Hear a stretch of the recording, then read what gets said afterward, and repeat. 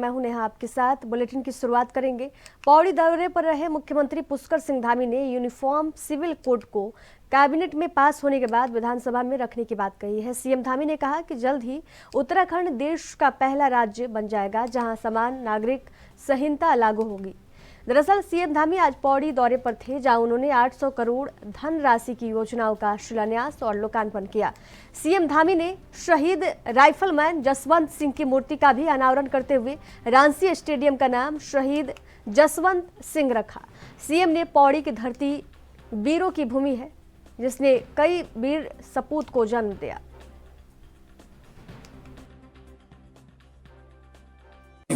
जो हमारी माताएं बहनें हैं, उनके उत्थान के लिए, उनके उन्नयन के लिए, उनको आत्मनिर्भर बनाने के लिए उनको हर प्रकार से मजबूती मिले, रोजगार करें, स्वरोजगार करें, आर्थिकी को बढ़ाएं। उसके निमित्त जो आज यहाँ मातृशक्ति महोत्सव, जो हमारा मातृशक्ति के उत्थान का उनको एक मंच देने का कार्यक्रम था, उस महोत्सव में आज 850 करोड़ से भी ज़्यादा योजनाओं का लोकार्पण और शिलान्यास हुआ है, जो निश्चित रूप से पौड़ी जनपद के विकास में एक नया अध्याय इससे लिखा जाएगा। विकास आगे बढ़ेगा, तेज़ी से यहाँ की चीज़ें आगे बढ़ेंगी। और दो आज बहुत ऐतिहासिक काम हुए हैं, जिन्होंने भारत माता की रक्षा के लिए हमेशा अपने को लगाया, अपना सर्वोच्च बलिदान दिया है, बाबा जसवंत सिंह का। उनका भी आज प्रतिमा का अनावरण हुआ और यहीं पर आज जहाँ इतना बड़ा हमारा यहाँ पर तिरंगा ध्वज आज यहाँ स्थापित हुआ, जो पहले हमारे CDS थे जनरल बिपिन रावत जी, उनकी प्रतिमा आज अनावरित हुई है। आज का दिन हमारे लिए बहुत गौरव का दिन है, बहुत खुशी का दिन है। और हमने ये भी संकल्प लिया है, जहाँ मातृशक्ति का उत्थान करेंगे वहीं हमारा राज्य आगे बढ़ेगा और हर प्रकार से समृद्धि को प्राप्त होगा। हिंदुस्तान के श्रेष्ठ राज्यों में हम शामिल।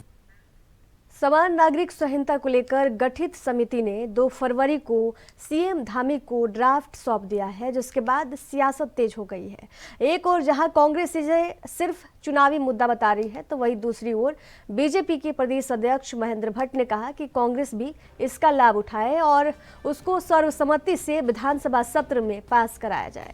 बीजेपी के प्रदेश अध्यक्ष महेंद्र भट्ट ने कहा कि यूसीसी हमारे संकल्प पत्र का आधार था और चुनाव से पहले बीजेपी ने जनता से वादा किया था कि जब सत्ता में आएगी तो समान नागरिक संहिता लागू करेंगे।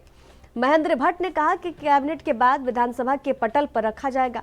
महेंद्र भट्ट ने कहा कि अच्छा होगा कांग्रेस भी इसका लाभ ले। इधर कांग्रेस के प्रदेश अध्यक्ष करण वाहरा ने साफ कर दिया कि समान नागरिक संहिता का विपक्ष विरोध नहीं कर रहा है, लेकिन विपक्ष की कुछ शंकाएं हैं।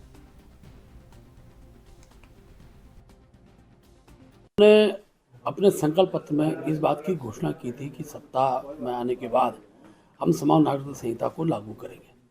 और आज मुझे बहुत प्रसन्नता है कि जो कमेटी ने अपना ड्राफ्ट सरकार को सौंप दिया है। और मैं और भी आश्वस्त हूँ कि जब सदन में जाएगा तो देवभूमि में ये विधेयक सर्वसम्मति से पारित होगा।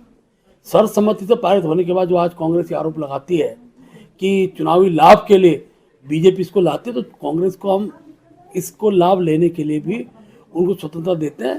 भगवान उनको सद्बुद्धि दे और विधानसभा के अंदर ये विधेयक सर्वसम्मति पारण में उनका भी सहयोग हमको प्राप्त है। देखिए, कांग्रेस की विपक्ष केवल 2-3 बातें कह रहा है कि संविधान की जो आर्टिकल्स हैं, क्या उनको बदलने का अधिकार राज्य सरकार को है? विपक्ष यही तो बोल रहा है कि समय से ड्राफ्ट को सब तक पहुंचा दें, पत्रकारों तक, विधायकों तक, विपक्षियों तक, ताकि उसकी स्टडी हो सके। हम बोलते महेंद्र भट्ट खुद अभी तो 24 घंटे हुए हैं, मेरे को पूरा भरोसा है महेंद्र भट्ट ने खुद अभी ड्राफ्ट नहीं पढ़ा होगा। 400 पेज का ड्राफ्ट पढ़ने में महेंद्र भट्ट जैसे आदमी को तो 1 हफ्ता लगेगा।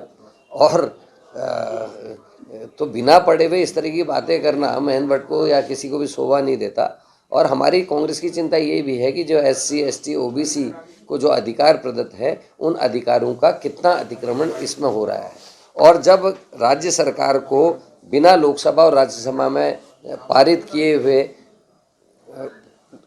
आर्टिकल्स चेंज नहीं हो सकते, तो राज्य की सरकार को उनका बदलने का जब अधिकार नहीं है, तो ऐसे यूसीसी का क्या लाभ होने वाला है जिसकी कोई ऑथेंटिसिटी नहीं है। और केवल एक राज्य में क्यों? मोदी और अमित शाह और जनसंघ जब थी तब से ये कहते थे कि समान नागरिक संहिता हम लागू करवाएंगे, इनका एजेंडे में था। तो भाई 10 साल की सरकार में ये पूरे देश में लागू क्यों नहीं करा पाए? अमित शाह और नरेंद्र मोदी के फेलियर को ढकने के लिए उत्तराखंड राज्य को गिनी पिग के रूप में इस्तेमाल किया जा रहा है। और राज्य सरकार के क्या हक हैं क्या नहीं है, आप सब बुद्धिजीवी लोग हैं, पत्रकार हैं, आप सब जानते हैं। क्या हिंदुस्तान के संविधान के आर्टिकल्स को बदलने का अधिकार राज्य सरकार को है? अगर है तो वो बताएं, और अगर नहीं है तो फिर ऐसे। आगामी 5 फरवरी से प्रदेश में विधानसभा सत्र शुरू होने जा रहा है, जिसको लेकर तैयारियां पूरी कर ली गई है।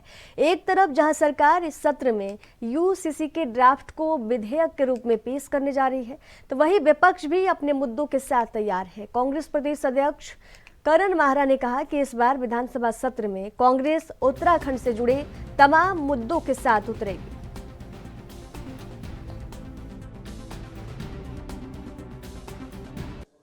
देखिए, अनेकों मुद्दे हैं हमारे उत्तराखंड से संबंधित।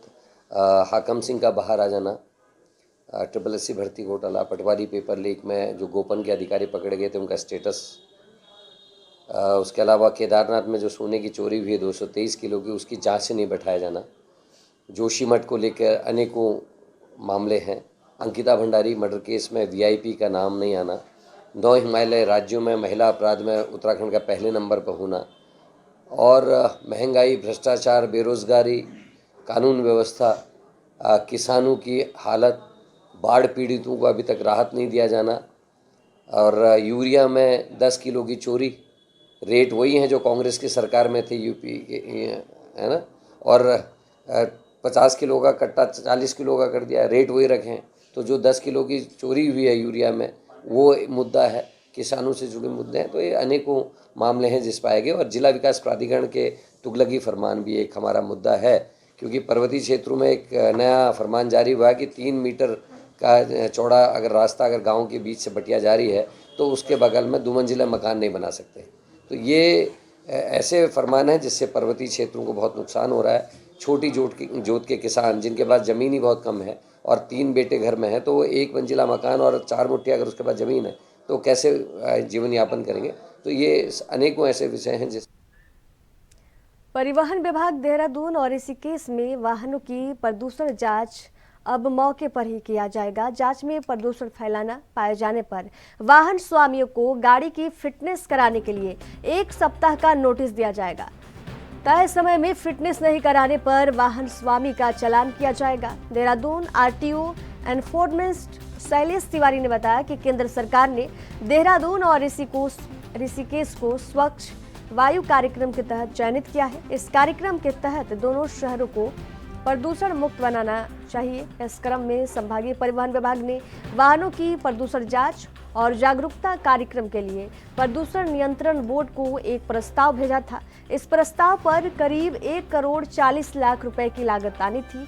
करीब 1.5 साल पहले विभाग को इस प्रस्ताव के लिए बजट मिल गया। इस बजट में प्रदूषण जांच को इको वाहन खरीदने के साथ जागरूकता के कार्यक्रम कराए जाने थे। उन्होंने बताया कि परिवहन विभाग ने एक इको वाहन खरीद लिया है। इससे सड़क पर दौड़ती गाड़ियों को प्रदूषण जांच की जाएगी। हमारे यहाँ ऋषिकेश और देहरादून में भी एक गाड़ी है। आप अगर बाहर जाएंगे तो एक गाड़ी हमारे यहाँ है जो पॉल्यूशन जांच वाहन है। इसमें क्या होता है कि हम लोग मौके पे उस गाड़ी में मशीन लगी है पॉल्यूशन की, कंप्यूटर लगे हैं और जो UPS होता है सब कुछ लगा हुआ है। इससे क्या होता है कि मौके पे हम लोग गाड़ी को रोक करके उसमें चेक करते हैं। डीजल और पेट्रोल दोनों की मशीनें लगी हुए हैं। उसमें अगर आपका पॉल्यूशन का लेवल ज़्यादा है तो आपको नोटिस दिया जाएगा और एक टाइम फ्रेम में आपको पुनः आपको पॉल्यूशन सर्टिफिकेट बना करके दिखाना होता है। तो ये बहुत अच्छा प्रयास हुआ है। इसमें पॉल्यूशन कंट्रोल बोर्ड का भी सहयोग है। आगामी लोकसभा चुनाव को देखते हुए राजनीतिक दलों ने अभी से कमर कस ली है, जिसके चलते पार्टी की ओर से विभिन्न कार्यक्रमों के माध्यम से पार्टी कार्यकर्ताओं को अभी से चुनाव कार्यक्रम में जुटकर पार्टी की जीत के लिए काम करने का आह्वान किया जा रहा है। इसी क्रम में आज विकास नगर अंतर्गत हरबटपुर में बीजेपी ग्रामीण मंडल द्वारा गांव चलो अभियान के तहत कार्यकर्ता सम्मेलन का आयोजन किया गया। मंडल प्रभारी नवीन रावत की अगुवाई में हुए कार्यकर्ता सम्मेलन में बीजेपी के स्थानीय पदाधिकारी और कार्यकर्ताओं ने शिरकत की। जहां मंडल प्रभारी नवीन रावत ने बताया कि पार्टी की ओर से बूथ स्तर पर कार्यकर्ताओं को जोड़कर आगामी लोकसभा चुनाव की रणनीति पर काम किया जा रहा है। साथ ही गांव चलो अभियान के तहत घर घर तक पहुंचकर पार्टी की नीतियों और योजनाओं को जन जन तक पहुंचाया जा रहा है।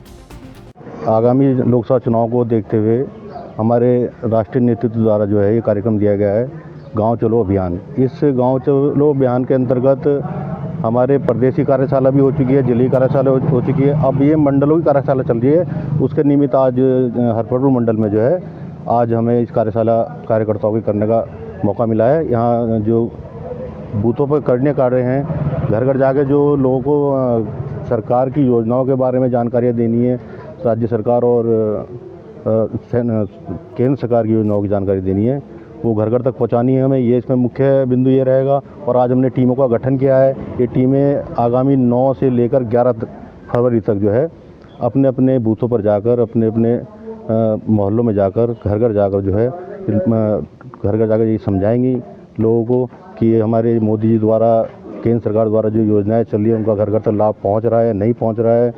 और आगामी जो नई योजनाएं हैं या जो अभी जो बजट आया है उसके बारे में जो है लोगों से चर्चा की जाएगी कि इस बजट से जो है आम जनमानस को क्या इससे लाभ मिल रहा है। और राज्य सरकार द्वारा जो योजनाएं हैं वो भी इसके द्वारा बताई जाएंगी। अभी हमारे यहाँ यूसीसी जो है अभी लागू हुआ है, उस पर जो है 6 तारीख को हमारे प्रदेश में जो है उस पर निर्णय लिया जाएगा। उसके बारे में जो निर्णय लिया जाएगा वो भी हम जो है आम जनमानस तक जो है। उत्तराखंड के हल्द्वानी से खबर है, जहां प्रशासन के बनभूलपुरा क्षेत्र में माली के बगीचे नामक स्थान में अतिक्रमण मामले में हुई कार्रवाई के बाद वहां मस्जिद और मदरसे पर प्रशासन के अतिक्रमण ध्वस्त करने के लिए निर्धारित की गई तारीख 4 फरवरी को लेकर अब असमंजस बन गया है।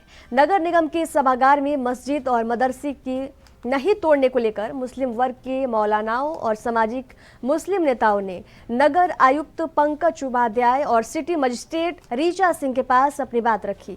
इस संदर्भ में उन्होंने प्रशासनिक अधिकारियों के समक्ष अपना ज्ञापन भी प्रस्तुत किया, जहां बैठक के दौरान सभागार में हंगामा और अप्रत्यक्ष चेतावनी मुस्लिम वर्ग की ओर से प्रशासनिक अधिकारियों को दी गई है।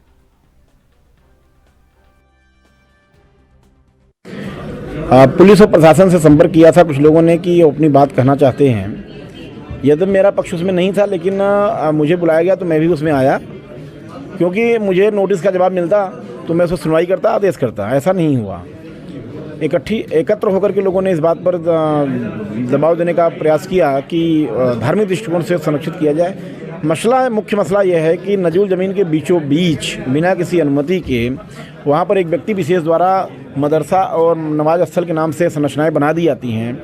वो कहाँ से फंड आया, कैसे बनाया गया, कौन से संगठन ने बनाया, उसके लिए क्या समिति बनाएगी, कैसे चलेगी, कौन संचालन करेगा, उसका स्वरूप क्या होगा, ऐसा कुछ ये लोग भी स्पष्ट नहीं कर पाए हैं। तो हमारे जो अभिलेख है, हमारी जो जाँच है उसके हिसाब से वो वैध नहीं है।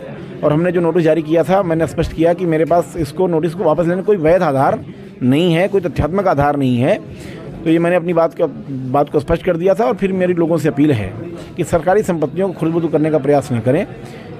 अनावश्यक रूप से जो फ्री होल्ड प्रॉपर्टियाँ नहीं, सीढ़ी एकड़ की ज़मीनें नहीं, उसको न खरीदें, उस पर बने हुए मकानों को न खरीदें जो ऐसी ज़मीनों पर नहीं बनी है। नहीं तो परेशानियों का सामना करना पड़ेगा। सत्यापन की कार्रवाइयाँ भी लगातार की जा रही हैं। तो मुझे लगता है कि सबको सरकारी ज़मीनों का सम्मान करना चाहिए और सरकारी ज़मीन को संरक्षित और सुरक्षित करने में सहयोग देना चाहिए। कल कार्रवाई होनी सुनिश्चित है। अभी उसमें कोई रुक नहीं लगाई गई। निगम के सभागार में जो मली के बगीचे में नोटिस दिया गया था, जो एक स्ट्रक्चर है उसको नगर निगम के द्वारा, उसके संबंध में आज वार्ता हुई है। तो उसमें यहाँ पर उन्होंने अपने पक्ष में जो बातें कहनी थी वो कहीं, जो इसमें नगर निगम का जवाब था वो भी उनको दिया गया है।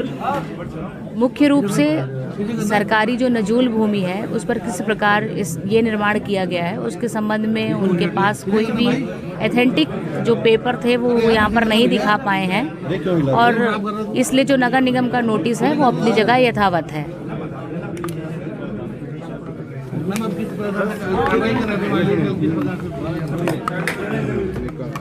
देखिए, इसमें जो नगर निगम ने नोटिस दिया था उसमें कल इसमें डेट रखी है इसके ध्वस्तीकरण की। और अभी तक जो इनको समय दिया गया था उस समय के अंतर्गत ये अपने कोई भी प्रपत्र यहाँ पर नहीं दिखा पाए हैं नगर निगम को। इंडिया गठबंधन को लेकर कुत्तों की मिसाल देने पर कांग्रेस भड़क गई है। मंडल मुख्यालय पौड़ी में कांग्रेसी नेताओं ने इस पर तीखी प्रतिक्रिया दी है। बीजेपी के प्रदेश प्रभारी दुष्यंत गौतम के बयान पर सियासत गर्मा गई है, जिसको लेकर कलेक्ट्रेट परिसर के समीप कांग्रेसियों ने बीजेपी के प्रदेश प्रभारी दुष्यंत गौतम का पुतला दहन कर अपना विरोध दर्ज किया और जमकर बीजेपी सरकार के विरोध में नारेबाजी की। इस मौके पर कांग्रेस के जिला अध्यक्ष विनोद नेगी ने कहा कि बीजेपी के नेता इंडिया गठबंधन को लेकर अनर्गल बयानबाजी कर रहे हैं। उन्होंने कहा कि जनता सब जान गई है। उन्होंने विरोध जताते हुए कहा कि इसका जवाब जनता आगामी लोकसभा चुनाव में दे देगी।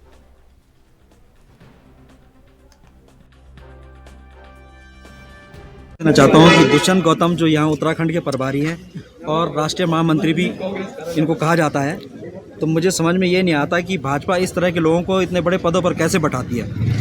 इन लोगों ने जो है, जिस आदमी को अपनी जुबान पे लगाम नहीं है, पहले भी हम लोगों ने इनका पुतला फूंका था, आपको ध्यान होगा, और आज फिर इनका अभद्र भाषा का इन्होंने प्रयोग किया है।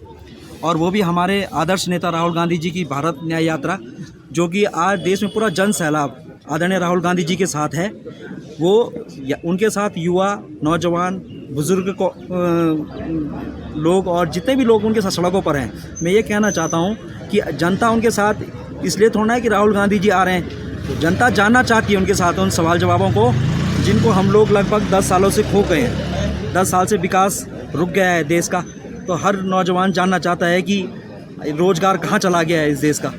तो इसलिए जो है इन सब बातों को लेकर हमारी न्याय यात्रा निकल रही है और उसमें वो है अधिकारी, यहाँ पर उनका हमने पुतला दहन किया है। जिस तरीके से आप देख रहे होंगे कि यहाँ पर सभी जितने भी हमारे सरकारी संस्थान हैं, सभी के कर्मचारियों को 100% उपस्थिति वहाँ देने के लिए बोला गया है कि सभी की 100% उपस्थिति वहाँ होनी चाहिए। अब जब सारे डिपार्टमेंट वहाँ चले जाएंगे तो ये बताइए ना, आम जनता को तो बहुत परेशानी होनी है। अब आम जनता को अगर कल कोई काम होता है तो वो किस तरीके से अपना काम करेगा। तो सारे ही डिपार्टमेंट हमारे प्रधानमंत्री जी के कार्यक्रम को, मुख्यमंत्री जी के कार्यक्रम को हिट करने के लिए जुटे हुए हैं। जितने भी स्कूली संस्थान जितने हैं उन सबकी छुट्टी करवा दी गई है, आज की भी और कल की भी। आप देख रहे होंगे ना, आज कोई मौसम ऐसा अलर्ट है ना कुछ है, फिर भी आज की और कल की 2 दिन की छुट्टी स्कूलों की करा दी गई है। और स्कूलों में प्रिंसिपल द्वारा ये अनाउंसमेंट कराया गया है कि सभी बच्चे विदाउट यूनिफॉर्म कंडोलिया मैदान में पहुँचे, ताकि वहाँ पर ये लगे कि ज़्यादा से ज़्यादा भीड़ आ रही है। तो ये किस मतलब कल माननीय मुख्यमंत्री जी का दौरा है, जिसको लेकर भाजपा इतनी उत्साहित नहीं है जितना जिला प्रशासन उत्साहित है माननीय मुख्यमंत्री जी के दौरे को लेकर। देखिए, माननीय मुख्यमंत्री जी के दौरे के लिए जिलाधिकारी के द्वारा पेट्रोल की व्यवस्था की जा रही है, खाने की व्यवस्था की जा रही है, गाड़ियों की व्यवस्था की जा रही है, और जो गाँव के जो प्रधान हैं उन पर अनावश्यक रूप से दबाव बनाया जा रहा है कि आप गाड़ियाँ भर के लाइए और माननीय मुख्यमंत्री जी के कार्यक्रम में भीड़ जुटाइए। मतलब उन्होंने भाजपा का किसी पदाधिकारी के रूप में वो काम कर रहे हैं, जिला प्रशासन की तरह वो काम नहीं कर रहे हैं। इसके विरोध में आज हमने जिला मुख्यालय में उनका पुतला दहन किया है और ये सरकारी मशीनरी का इनके द्वारा दुरुपयोग किया जा रहा है। इनको तत्काल पद से हटाया जाना चाहिए पौड़ी जिलाधिकारी को, क्योंकि ये जिला प्रशासन के अगर किसी आम व्यक्ति को समस्या होती है तो उस समस्या पर इतना ध्यान नहीं दिया जाता है जितना कि इन VIP दौरों पर दिया जाता है। देखिए, आम जनता को कितनी समस्याएं होंगी जब हमारे 3 तारीख को ना कोई कर्मचारी रहेगा। आप अभी का आदेश देखिए, अभी मौसम विभाग के द्वारा कोई अलर्ट नहीं है, लेकिन बाकायदा छुट्टी का वो पत्र जारी कर दिया गया है कि सब विद्यालयों में छुट्टी दे दी गई है। तो कहीं ना कहीं ये दिखाता है कि जो पूरा जिला प्रशासन है वो खाली मुख्यमंत्री जी के कार्यक्रम को हिट करने के लिए लगा हुआ है, ना कि उनका जनता से कोई लेना देना नहीं है। और इसी को लेकर आज हमारा विरोध किया गया और जिला अधिकारी का यहाँ पे पुतला दहन किया गया। यहाँ रुकेंगे एक छोटे से ब्रेक के लिए। ब्रेक के बाद जल्द हाजिर होंगे।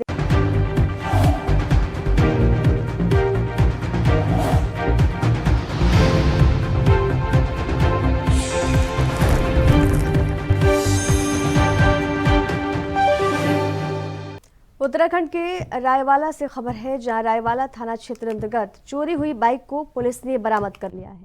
बाइक चोरी करने के आरोप में पुलिस ने 2 युवकों को गिरफ्तार किया है, जिनके कब्जे से पुलिस ने बाइक के साथ 2 चाकू बरामद किए हैं। आरोपियों के खिलाफ बाइक चोरी के साथ पुलिस ने अवैध रूप से धारदार हथियार रखने के आरोप में भी मुकदमा दर्ज कर लिया है। आरोपियों को पुलिस ने न्यायालय में पेश किया, जहां कोर्ट के आदेश पर पुलिस ने आरोपियों को जेल पहुंचा दिया है। रायवाला थाना प्रभारी निरीक्षक देवेंद्र सिंह चौहान ने इसकी जानकारी दी।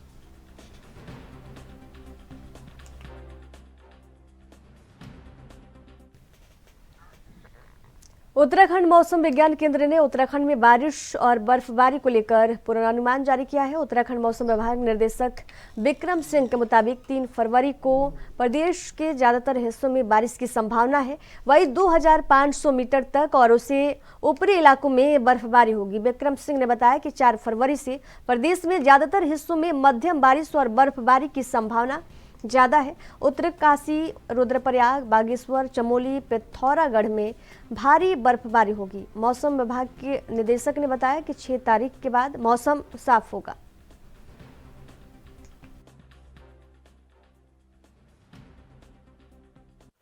नमस्कार, मैं विक्रम सिंह, निदेशक मौसम केंद्र देहरादून से।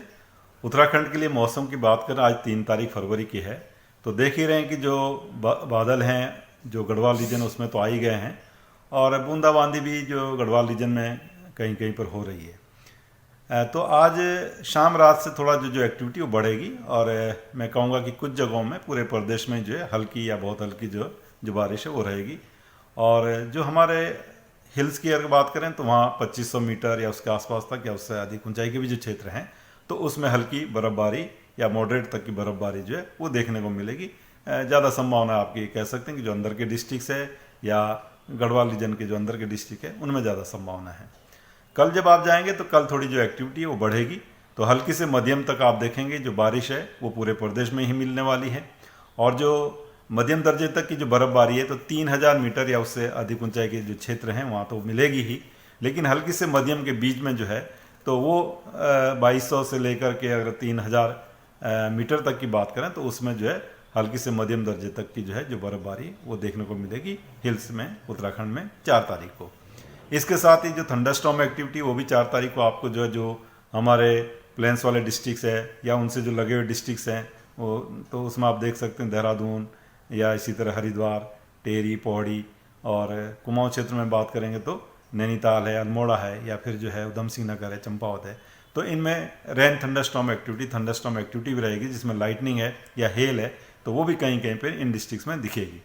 अंदर के जो डिस्ट्रिक्ट्स है उत्तरकाशी, चमोली, पिथौरागढ़, रुद्रप्रयाग और बागेश्वर, तो उनकी जो हायर रीचेज है या 3000 मीटर से ऊपर के जो क्षेत्र है तो उनमें एका दुक्का जगहों में भारी बर्फबारी की संभावना है। इसमें विशेषकर अगर मैं बोलूँ तो उत्तरकाशी, चमोली और रुद्रप्रयाग में इसकी ज़्यादा संभावना है। पर आप देखेंगे कि जो पिथौरागढ़ या बागेश्वर है तो उनमें भी ठीक ठाक जो बर्फबारी है मॉडरेट तो वो कम से कम वहाँ पर भी मिलेगी। तो इस तरह की सिचुएशन है। 5 तारीख को आप देखेंगे जो एक्टिविटी काफ़ी कम हो जाएगी, तो हल्की या बहुत हल्की जो है बारिश या बर्फबारी जो है वो कुछ जगहों तक में वो रहेगी। तो कल थोड़ा जो एक्टिविटी वो ज़्यादा है 4 तारीख में, लेकिन 5 में थोड़ी कम हो जाएंगी और 6 से फिर मौसम आगे जो है साफ है। और आप देखेंगे फिर धीरे धीरे आगे जो तापमान है वो भी थोड़ा बढ़ने शुरू हो जाएंगे, उसके बाद मौसम साफ ही रहेगा 5-6 दिन के लिए अगर बात करें 6 तारीख से आगे। तो इस तरह की अभी सिचुएशन है, तो यही मैं अभी बताना चाहूँगा। बीते दिनों बीजेपी के प्रदेश प्रभारी दुष्यंत गौतम ने एक विवादित बयान को लेकर सियासी गलियारों में हलचल तेज कर दी। उन्होंने इंडिया गठबंधन पर अभद्र टिप्पणी करते हुए अमर्यादित बयान दिया। इसको लेकर कांग्रेस पुरजोर विरोध में सामने आ गई। तो वहीं बीजेपी के प्रदेश अध्यक्ष महेंद्र प्रसाद भट्ट अपने ही प्रभारी का समर्थन करते नजर आ रहे हैं। बीजेपी प्रदेश अध्यक्ष महेंद्र भट्ट दुष्यंत कुमार गौतम द्वारा दिए गए इस बयान का समर्थन करते नजर आए। उन्होंने कहा कि जो बयान था वो उदाहरण के रूप में था और कांग्रेस के या इंडिया गठबंधन के लोगों को लेकर उदाहरण पेश किया गया कि वैसे लोग लड़ते रहते हैं लेकिन कोई पकड़ने आता है तो उसके खिलाफ हो जाते हैं। उन्होंने कहा कि अगर वे खुद ही मान रहे हैं तो ये चोर की दाढ़ी में तिनका है, मैं इस पर क्या उत्तर दूं।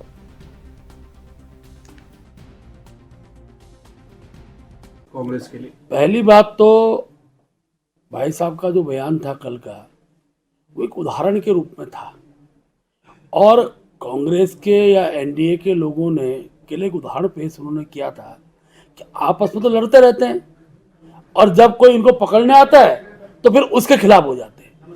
एक पक्ष था जिस पक्ष को दूसरे रूप में लेने की आवश्यकता नहीं, बस चोर की दाढ़ी में तिनका। वो कहते भाई हम ऐसा नहीं करते हैं, ना हम आपस में लड़ते हैं, सीधी बात बोलनी चाहिए। हम उस श्रेणी के लोग नहीं जिसका चर्चा दुष्यंत जी ने की है। आप खुद ही मान रहे हैं तो मैं उसमें क्या उत्तर दूं? भौंक रहे हैं, किस तरह देखते हैं? देखिए, पूरी बीजेपी इस समय अहंकार और दम में है। ऐसा लगता है कि हिटलर का रक्त बीज पूरे भारत में फैल गया है। इनके अध्यक्ष बयान देते हैं भू कानून और मूल निवास वालों के साथ ये माओवादी हैं। गौतम साहब कहते हैं कि इंडिया गठबंधन के साथी कुत्ते हैं, क्योंकि कुत्ता वफादार होता है। इसलिए बीजेपी वाले, आरएसएस वाले कुत्ते को समझ भी नहीं पाएंगे कुत्ता है क्या, क्योंकि भारत माता के संग इन्होंने गद्दारी की। भारत माता के सपूत जो स्वतंत्रता संग्राम सेनानी थे, उनको इनके लोगों की गवाही में जेलें हुई। अगर आप चाहेंगे तो मैं उनका नाम भी ले सकता हूं जिनकी गवाही पे जेलें हुई। नाथूराम गौडसे जिसने महात्मा गांधी की हत्या की, उसकी जिंदाबाद कहने वाले लोगों से और उम्मीद भी किया जा सकती है। वैसे बीजेपी वफादारी और कुत्ते को नहीं समझ पाएंगे, क्योंकि खुद गद्दार हैं। और बीजेपी को ये याद रखना चाहिए कि जब स्वर्ग की सीढ़ी में पांडव जा रहे थे, पांचों पांडव, तो केवल एक युधिष्ठिर ही जा पाया, उनके संग कुत्ता जा पाया, 4 पांडव ऊपर नहीं जा पाए थे। तो कुत्ते की वफादारी, कुत्ते की निष्ठा और कुत्ते का जो पवित्रता है, उसको बीजेपी के लोग नहीं समझ पाएंगे, क्योंकि ये बड़ा गूढ़ रहस्य है। खाली राम का नाम वोटों के लिए करते हैं। इनको अब उत्तराखंड की खबरों के सफर में फिलहाल दीजिए जाने की इजाजत। देखते रहिए एनबी न्यूज। नमस्कार।